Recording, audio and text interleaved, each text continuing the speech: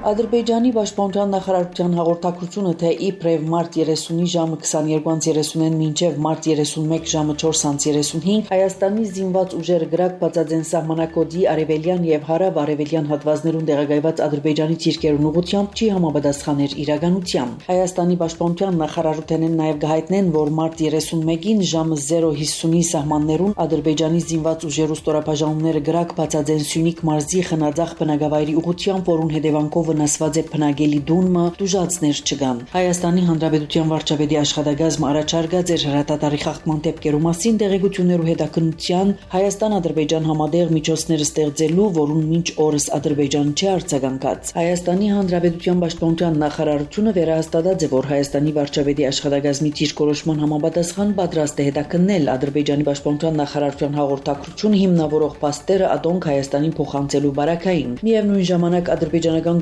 կողմին գոչ կնենք հետաքննել Խնաձախ բնակավայրի բնակելի տան քննադատության փաստը եւ հանդես գալ հրաբարակային բարձրապանումներով նշված է պաշտպանության նախարարության հաղորդակցության մեջ։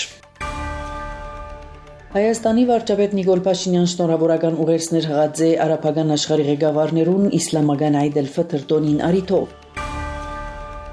Հայաստանի վարչապետ Նիկոլ Փաշինյանն նաև շնորհավորեց Գյումրի եւ Փարաքարի ընտրություններուն առավելագույն ցայները ստացած տեխնազուները։ Հայաստանի Հանրապետության քաղաքացին ազատորեն ընտրություն կատարելու հնարավորություն ունի։ Քաղաքացի ընտրությունը մեզի համար օրենք է, շնորհավորեմ քաղաքացի վստահության արժանացած ընտրություններու մեջ հաղթած բոլոր քաղաքական ուժերն ու տեխնազուները։ Ընտրողներու գամքին վրա աբորինի աստեցության մասին բոլոր ահազանգերը պետք է մանրամասն քննվին, ադոնց հետաքա գրկնությունը բացառելու առաջնահերթ նպատակադրմամբ գրած է վարչապետը։ Գյումրիի ավականի ընտրություններուն անցողիկ շեմը հաղթահարած ընցիմատիր ուժերեն երկուքը հայտարարած են առավելագույն քվեներ ստացած ընցիմատիր տեխնազու Վարդան Ղուգասյանին սադարելու համար։ Հուշեմ, թե Գյումրիի մեջ ըստ ընտրություններու նախնական արդյունքներուն առավելագույն ցայներ ստացած է քաղաքացիական պայմանագիր կուսակցությունը, երկրորդ տեղը Հայաստանի կոմունիստական կուսակցությունն է նախկին քաղաքապետ Վարդան Ղուգասյանի գլխավորությամբ։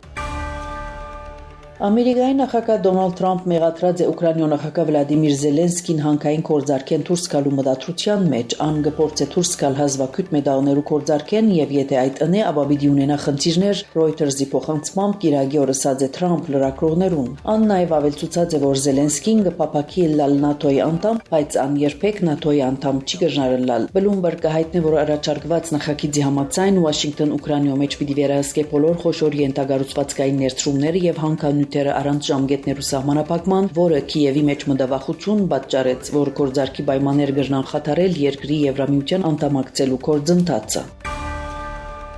Սուրիական Քուրդիստանի վարչակազմը հայտարարած է, որ չընդունի իր երկրի նոր անցումային կառավարությունը, որը ձևավորվեցավ Ասադի վարչակազմի դաբալումեն 4 ամիս անց։ Երկիրը ղեկավարող Ահմադ Շարա նախորդ շաբաթ ներկայացուցած է 23 անդամները փաղկացած նոր կառավարությունը, որտեղ հիմնական ընդգրկված են անոր աջակիցները։ Կառավարության մեջ ներկայացված են նաև ալավիական եւ քրիստոնյա համայնքներու ներկայացուցիչներ, նաև մեկ կին նախարար։ Քուրդական համայնքի նոր կառավարության գազմի մեջ ընդգրկված է մեկ ներկայացուցիչ, սակայն ան Սուրիական Քուրդիստանեն չէ։ Քուրդերը հայտարարած են, որ հանձնարարու չեն իրագործելու անցումային կառավարության ընդունած որոշումները։